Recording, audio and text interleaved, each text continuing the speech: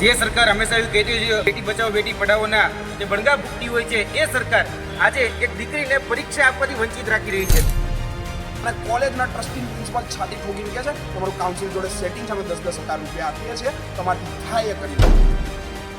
બંધ કરો ભ્રષ્ટાચાર, બંધ કરો બંધ કરો બંધ કરો ભ્રષ્ટાચાર, બંધ કરો.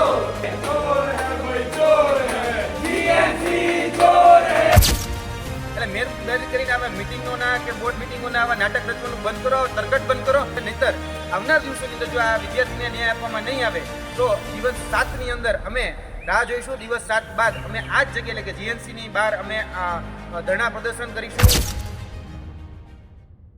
નમસ્કાર, આપની સાથે હું આકાંક્ષા ગોંડલિયા. તમે જોઈ રહ્યા છો ઓવર રાજકોટ. વાત કરવી છે અમદાવાદ શહેરની. અમદાવાદ શહેરના એક કોલેજમાં વિરોધ કરવામાં આવ્યો હતો. હવે વિરોધ શું કામ કરવામાં આવ્યો છે, કઈ એવી બાબત બની હતી, આ બધા જ વિષય પર આજના વિડીયોમાં વાત કરવી છે. એક દીકરીને પરીક્ષાથી વંચિત રાખવામાં આવી છે, આવા શબ્દો છે વિદ્યાર્થી નેતા યુવરાજસિંહ જાડેજાના. ઘટના કંઈક એવી બની છે કે ગુજરાત નર્સિંગ કાઉન્સિલ છે ત્યાં કોલેજમાં એક છોકરી છે, તેમણે એડમિશન લીધું હતું. 69,000 જેટલી ફી પણ આપી દેવામાં આવી હતી, પણ કદાચ થોડીક ફીસ કંઈક બાકી હતી. તેને લઈને છોકરીને પરીક્ષામાં બેસવા નહોતા દેતા અને જ્યારે રજૂઆત કરવામાં આવી ત્યારે કહ્યું કે બોર્ડ મિટિંગમાં આનો નિર્ણય લેવામાં આવશે. કોઈ પણ પ્રકારનો નિર્ણય ત્યારે તાત્કાલિક ધોરણે એમને મળ્યો હોય એ રીતની કોઈ માહિતી નથી મળી. સમગ્ર ઘટનાને લઈને વિદ્યાર્થી નેતા યુવરાજસિંહ જાડેજા છે તેમના દ્વારા વિરોધ કરવામાં આવ્યો અને માંગણી કરવામાં આવી કે આવી રીતે કોઈ પણ વિદ્યાર્થીને પરીક્ષાથી વંચિત રાખવા એ યોગ્ય ન કહી શકાય. જો 7 દિવસમાં એને વિદ્યાર્થીને પરીક્ષા આપવામાં નહીં દેવામાં આવે તો ધરણા કરવામાં આવશે, ભૂખ હડતાલ કરવામાં આવશે, આવી ચીમકી પણ ઉચ્ચારવામાં આવી હતી. સમગ્ર મુદ્દે વિદ્યાર્થી નેતા યુવરાજસિંહ જાડેજાએ શું કહ્યું છે તેના પર નજર કરીએ. જે સરકાર હંમેશા એવું કહેતી હોય છે કે મહિલા સશક્તિકરણ, નારી વંદના, બેટી બચાવો બેટી પઢાઓના જે બણગા ભૂખતી હોય છે એ સરકાર આજે એક દીકરીને પરીક્ષા આપવાથી વંચિત રાખી રહી છે. તમે જોઈ શકો છો ચિત્રાણીની જે કોલેજ છે જીએનએમ, એ જીએનએમમાં વિદ્યાર્થીએ એડમિશન લીધેલું છે. એડમિશન લીધા બાદ 69,000 રૂપિયા રોકડા ફી ભરેલી છે અને મામૂલી એવી રકમ માટે એને પરીક્ષા આપવાથી વંચિત રાખવામાં આવી રહી છે. જ્યારે આજે અમે જીએનસીને આની ફરિયાદ કરવા માટે આવ્યા છીએ, પ્રજ્ઞાબેન ડાભીને જ્યારે અમે રજૂઆત કરી ત્યારે એવું કહેવામાં આવે છે કે બોર્ડ મિટિંગમાં નિર્ણય લેશું. અરે બેનને કહેવાનું કે ભૂતકાળમાં તમે આવી બહુ બોર્ડ મિટિંગો રચી લીધી અને ભૂતકાળમાં તમે કહી શકાય કે આવા 400 જે નર્સિંગ વિદ્યાર્થીઓ હતા એને ખોટી રીતે એનરોલ કરેલા હતા, છતાં પણ તમે હજી સુધી એમાં કંઈ એક્શન નથી લીધા. એટલે બોર્ડ મિટિંગમાં તમે કઈ પ્રકારના એક્શન લો છો અમે જાણીએ છીએ. એટલે મહેરબાની કરીને આવા મિટિંગોના કે બોર્ડ મિટિંગોના આવા નાટક રચવાનું બંધ કરો, તરકટ બંધ કરો અને આ વિદ્યાર્થીને ન્યાય મળે એ પ્રકારના પગલાં લેવામાં આવે. નહીંતર આવનાર દિવસોની અંદર જો આ વિદ્યાર્થીને ન્યાય આપવામાં નહીં આવે તો દિવસ 7ની અંદર અમે રાહ જોઈશું. દિવસ 7 બાદ અમે આ જ જગ્યાએ એટલે કે જીએનસીની બહાર અમે ધરણા પ્રદર્શન કરીશું. કહી શકાય કે ભૂખ હડતાલ પણ અમે બેસીશું, પરંતુ ન્યાય લઈને રહીશું. કારણ કે આ દીકરી જે વાત છે કે ભાઈ 90,000 રૂપિયા ફી હતી પણ 69,000 રૂપિયા ફી ભરી દીધી છે, બાકીની ફી બાકી રહેતી હતી તો એ ભરવા માટે એ દીકરીએ ચેક આપેલો હતો. હવે કહી શકાય કે નામદાર કોર્ટનો પણ આદેશ છે કે તમે કોઈ પણ વ્યક્તિને ફીના વાકે પરીક્ષા આપતા ન રોકી શકો. તો ભાઈ નામદાર કોર્ટ કરતાં શું આ જીએનસી મોટી છે? શું ગુજરાત સરકાર મોટી છે કે અને કે આ કોલેજ જે છે ચિત્રાણી કોલેજ એ શું એટલી મોટી છે કે એને પરીક્ષા આપતા રોકે છે? એટલે જરા પણ સાખી લેવામાં નહીં આવે. આવનાર દિવસોમાં જે લોકો જે ભાષામાં સમજે છે એને એની ભાષામાં જવાબ આપવામાં આવશે. જય હિન્દ, જય ભારત. ફરિયાદ કરવામાં આવી ત્યારે સામા પક્ષેથી શું પ્રત્યુત્તર મળ્યો હતો, તેમના દ્વારા શું કહેવામાં આવ્યું હતું, પહેલા તેના પર નજર કરીએ. આવેલી છે તે નર્સિંગમાં અત્યારે જીએનએમ અને એએનએમની પરીક્ષા લઈ રહ્યું છે. હવે ખાસ કરીને અમારી પાસે એક વિદ્યાર્થીની ફરિયાદ છે, લેડીઝ છે, વિદ્યાર્થીની છે અને એક બેનને 90,000 રૂપિયા ટૂંકમાં કહી શકાય કે સંસ્થા દ્વારા 90,000 રૂપિયા ફી માંગવામાં આવી હતી. તો બેને 69,000 રોકડા ભરેલા છે, બાકીના જે 31,000 જે ભરવાના થતા હતા એ 31,000ના ચેક માંગવામાં આવ્યો હતો. એટલે બેન ચેક લઈને પણ આવ્યા હતા. હવે છતાં પણ એને પરીક્ષામાં બેસવા નથી દીધી અને એનો વિડીયો પણ છે, પ્રિન્સિપાલનું પણ વર્ઝન છે અમારી પાસે કે તમારે થાય કરી લ્યો, પરીક્ષામાં બેસવા દેવામાં નહીં આવે. એટલે એને લઈને અમે એની ફરિયાદ હતી અને રજૂઆત કરવા માટે આવ્યા છીએ. અને આવી એક ઘટના ભૂતકાળમાં મહેસાણામાં પણ બની હતી અને મહેસાણામાં જ્યારે બની ત્યારે એ વિદ્યાર્થીની આપઘાત કરી લીધો હતો. ખાલી 5,000 રૂપિયા ફી બાકી હતી, કોલેજ એવું પ્રેશર કર્યું 5,000 તો ભરવા જ પડશે, નહીં ભરો તમે પરીક્ષા બેસવા નહીં દઈએ. આવું ભૂતકાળમાં બની ગયેલું છે. એટલે ભવિષ્યમાં આવી ઘટના ન ઘટે એના માટે લઈને અમે તમારી પાસે આવ્યા છીએ. અને અમારી અપીલ તો એ જ છે કે તમે કોલેજનું વર્ઝન લઈને કોલેજ ઉપર કાર્યવાહી કરો કે ભાઈ તમે, અને તમને પણ ખબર છે નામદાર હાઈકોર્ટ કે સુપ્રીમ કોર્ટ એ પણ કહે છે કે તમે પરીક્ષા આપવા તો કમસે કમ દેવી જ પડે, કે ફીના વાકે તમે કોઈને અટકાવી ન શકો. તો આમાં 69,000 રૂપિયા ફી ભરેલી જ છે, ઓન રેકોર્ડ છે. તો બાકીના 31,000માં આ રીતે કનડગત કરવામાં આવે એ યોગ્ય નથી બેન. એટલા માટે અને વિદ્યાર્થીની ચેક લઈને આવી છે હા. બરાબર, ના લઈને આવી હોય તો બરાબર છે કે ચલો ચેક નથી લાવી, પૈસા ક્યારે આપશે, અને તમે પાસેથી રિઝલ્ટનો બી અબાધ અધિકાર છે ને, તમે પરિણામ રોકી શકો છો ફી ના આપે તો.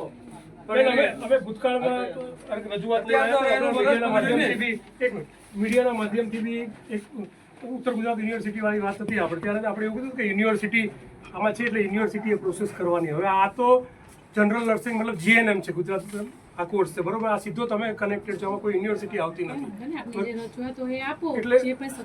એટલે અમારી જોડે એટલે અમારી જોડે પ્રૂફ છે, વિડીયો એવિડન્સ છે અમારી જોડે.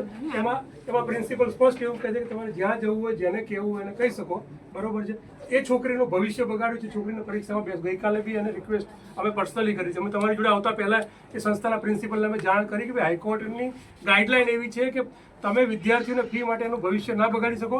વિદ્યાર્થીની ચેક લઈને ગઈ છે, ભરવા માટે તૈયાર હતી બરાબર, ચેક લેવાની ના પડી કે રોકડા લઈને આવો, તમારે જે કરવું એ વિદ્યાર્થીનું વર્ઝન છે બરાબર છે. એને મોઢા ઉપર રૂમાલ ઢાંક્યો છે એટલા માટે કે ડાયરેક્ટ એક્સપ્લોઝ ના થાય.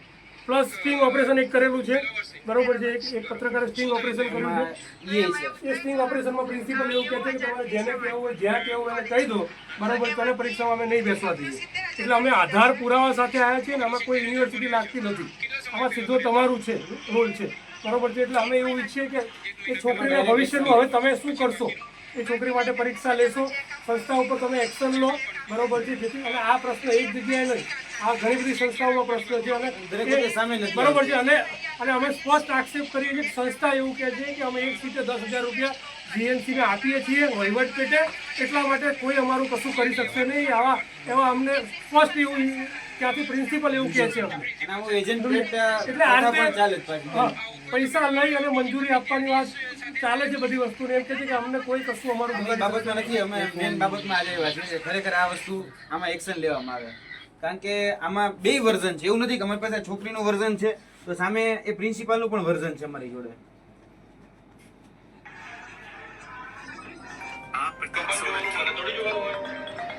તમે 20 તારીખ આપી ને 20 તારીખ આપી, મારા ઉપર લઈને મેં તમને ફોર્મ ભરવા દીધું કે મારા આ બાબતે શું કહેશો તમે? કીધું કે 20 તારીખ આપણે વિડીયોની તમને મોકલવાના છે તો કેમાં મોકલીએ? તું વાત સમજી જા.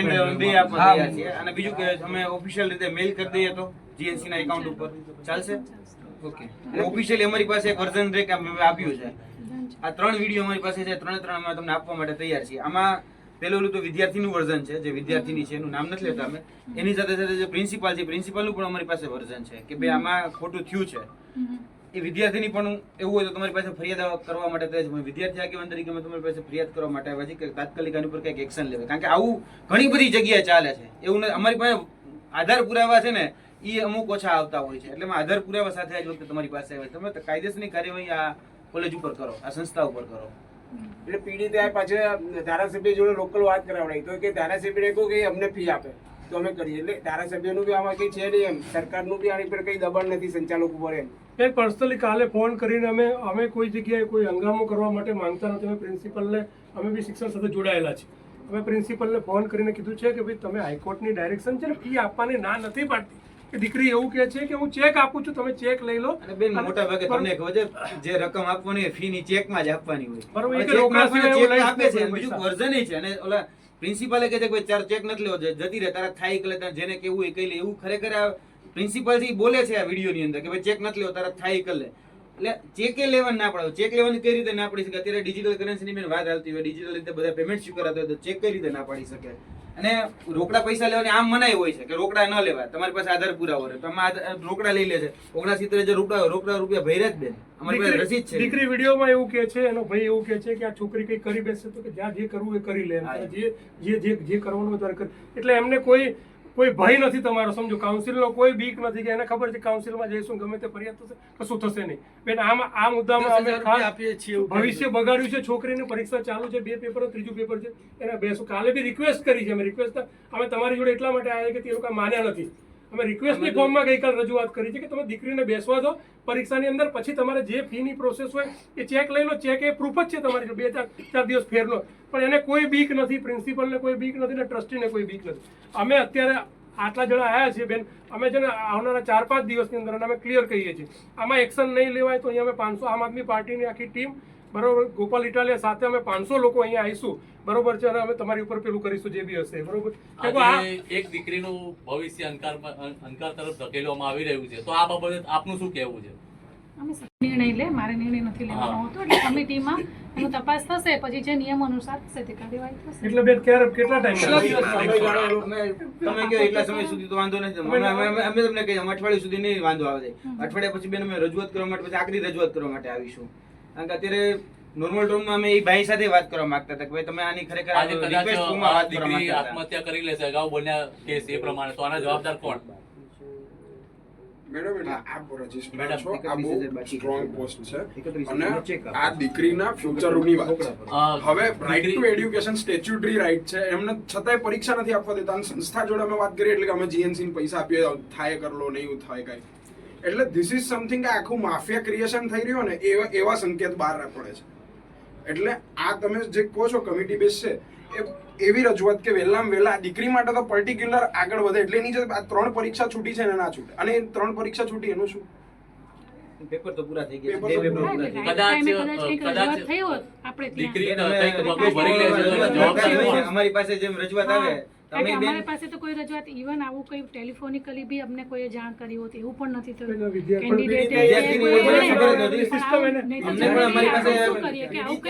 એટલે આ રીતની ઘટના બનવા પામી છે ગુજરાત નર્સિંગ કાઉન્સિલની જે કોલેજ છે ત્યાં અત્યારે. અને માત્ર એક જ ઘટના નહીં, ઘણીવાર ઘણા વિદ્યાર્થીઓને આવી રીતે પરીક્ષાથી વંચિત રાખવામાં આવતા હોય છે નજીવી ફીઝને કારણે. થોડી ઘણી ફીઝ છે તે બાકી હોય તેના લીધે પણ તમને પરીક્ષામાં નથી બેસવા દેવામાં આવતા, તમને ક્લાસની બહાર છે તે કાઢી મૂકવામાં આવતા હોય છે. આવી ઘટનાઓ ઘણીવાર ઘણી શાળા અને કોલેજીસમાંથી સામે આવતી હોય છે. ત્યારે અહીંયા પ્રશ્ન એ છે કે શું એ બાળકનું શિક્ષણ તેમના માટે અગત્યનું છે કે પછી તેમની એ થોડી બાકેલી ફીઝ અગત્યની છે? કારણ કે પ્રાઇવેટની આપણે વાત કરીએ તો પ્રાઇવેટમાં તો કઈ પ્રકારનું ફીઝનું સ્ટ્રક્ચર બનાવવામાં આવ્યું છે તો કલ્પના બહારનું છે જ, આપણે તેને શબ્દોમાં તો વર્ણવી જ ના શકીએ. તેમ છતાં માતા પિતાએ ફીઝ આપતા હોય છે, પણ તેમ છતાં એ વિદ્યાર્થીને કોલેજ હોય કે શાળા ઘણીવાર આવા પ્રશ્નોનો સામનો કરવો પડતો હોય છે. ત્યારે આવા પ્રશ્નોનું નિરાકરણ ક્યારે આવશે એ પણ જોવાનું રહ્યું. ને અત્યારે આજે અમદાવાદનો કિસ્સો બન્યો છે, તેનું નિરાકરણ ક્યારે આવશે એ પણ જોવાનું રહ્યું. સમગ્ર મુદ્દે આપનું શું કહેવું છે કમેન્ટમાં જણાવજો. ફરી મળીશું. અમને રજા આપશો. નમસ્કાર.